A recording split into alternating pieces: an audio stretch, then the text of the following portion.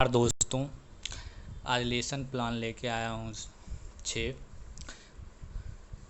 कैसे हैं आप लोग? आशा करता हूँ आप लोग अच्छे होंगे।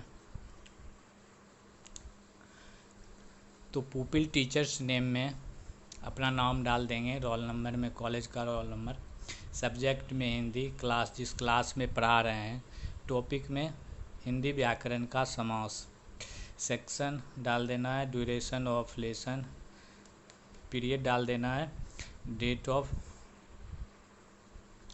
पहला पॉइंट है सामान्य उद्देश्य, बच्चों में सामान्य ज्ञान की वृद्धि करना। पॉइंट नंबर 2, बच्चों के शब्द भंडार में वृद्धि करना। पॉइंट नंबर 3, बच्चों की बौद्धिक व मानसिक विकास में वृद्धि करना। पॉइंट नंबर 4, बच्चों में रचनात्मक क्षमता का विकास करना। विशिष्ट उद्देश्य। पॉइंट नंबर 1, बच्चों को समास के बारे में ज्ञान देना। पॉइंट नंबर 2, बच्चों को समास के भेद के बारे में ज्ञान देना।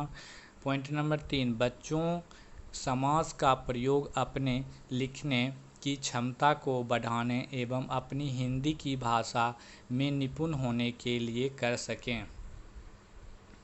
दोस्तों, अगर वीडियो पसंद आ रहा हो तो लाइक, शेयर एंड सब्सक्राइब करें। पूर्व ज्ञान परीक्षण। कारक किसे कहते हैं? संज्ञा या सर्वनाम के साथ क्रिया का संबंध जोड़ने वाले शब्दों को कारक कहते हैं। दूसरा, कारक के विभक्ति के बारे में जानते हो? कर्ता ने कर्म को करण से संप्रदान के लिए इत्यादि।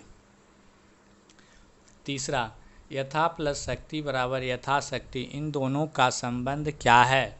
कोई उत्तर नहीं, समस्यात्मक प्रश्न। उद्देश्य कथन। बच्चों, आज हम समास के बारे में समुचित जानकारी प्राप्त करेंगे। प्रस्तुतिकरण। प्रस्तुतिकरण के लिए 4 कॉलम बनाएंगे। शिक्षण बिंदु, छात्राध्यापक क्रियाएं, छात्र क्रियाएं, श्यामपट्ट कार्य। समास की परिभाषा। परस्पर संबंध रखने वाले 2 या 2 से अधिक शब्दों के मेल को समास कहते हैं। समास के भेद। समास के 6 भेद हैं: अव्ययी भाव समास, तत्पुरुष समास, कर्मधारय समास, द्विगु समास, द्वंद्व समास, बहुव्रीहि समास। अव्ययी भाव समास, जिस समास का पहला पद प्रधान हो, अव्यय हो, उपसर्ग हो, क्रिया विशेषण हो, उसे अव्ययी भाव समास कहते हैं। उदाहरण: यथाशक्ति, शक्ति के अनुसार, प्रतिदिन, दिन, प्रति और दिन। तत्पुरुष समास, जहाँ दूसरा पद प्रधान होता है, कारक विभक्तियों का लोप होता है।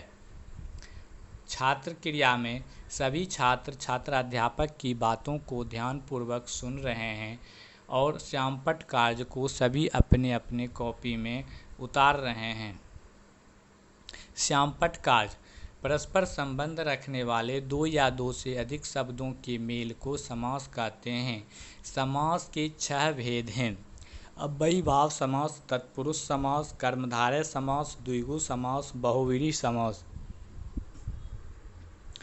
अव्ययी भाव समास, जिस समास का पहला पद प्रधान हो, उसे अव्ययी भाव कहते हैं। अव्यय हो, उपसर्ग हो, क्रिया विशेषण हो, उसे अव्ययी भाव समास कहते हैं। तत्पुरुष समास, जहाँ दूसरा पद प्रधान हो और कारक विभक्ति का लोप होता है।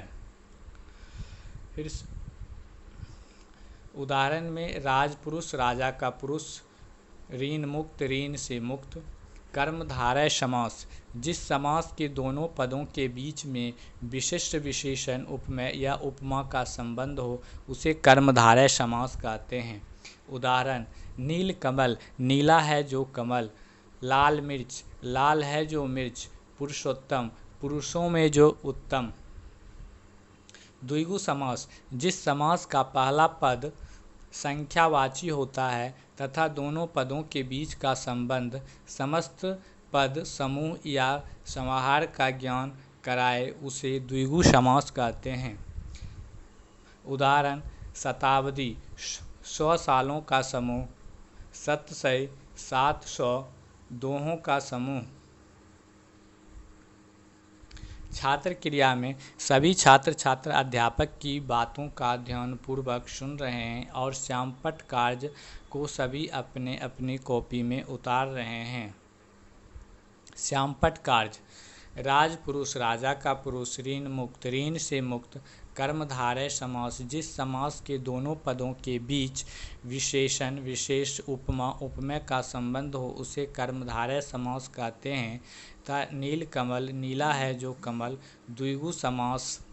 जिस समास का पहला पद संख्यावाची हो और दोनों पदों के बीच का संबंध समस्त पद समूह समाहार का ज्ञान कराए, द्विगु समास कहलाता है।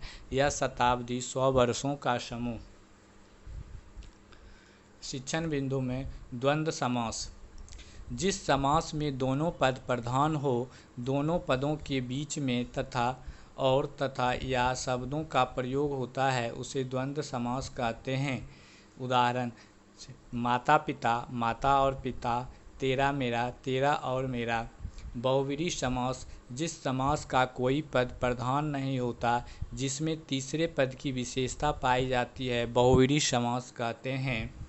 उदाहरण: दशानन, दश है आनन जिसके अर्थात रावण। नीलकंठ, नीला है कंठ जिसका अर्थात शिव।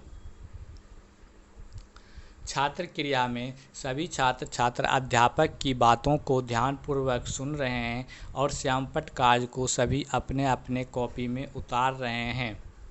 श्यामपट्ट कार्य। द्वंद्व समास। जिस समास के दोनों पद प्रधान हों तथा दोनों के बीच में और तथा या का प्रयोग होता है, द्वंद्व समास कहलाता है। जैसे माता पिता, माता और पिता। बहुव्रीहि समास। जिस समास में कोई भी पद प्रधान नहीं होता, जिसमें तीसरे पद की विशेषता बताई जाती है, उसे बहुव्रीहि समास कहते हैं। जैसे दशानन, दश है आनन जिसके अर्थात रावण। पुनरावृत्ति समास किसे कहते हैं? दूसरा, समास के कितने भेद हैं? तीसरा, समास के भेदों के नाम बताएं। अगर वीडियो पसंद आ रहा हो तो लाइक, शेयर एंड सब्सक्राइब करें। गृह कार्य। आप सभी बच्चों घर से समास तथा उसके भेदों के विषय में लिखकर लाएंगे और साथ में याद करके लाएंगे। थैंक यू दोस्तों, फिर मिलते हैं अगले वीडियो में।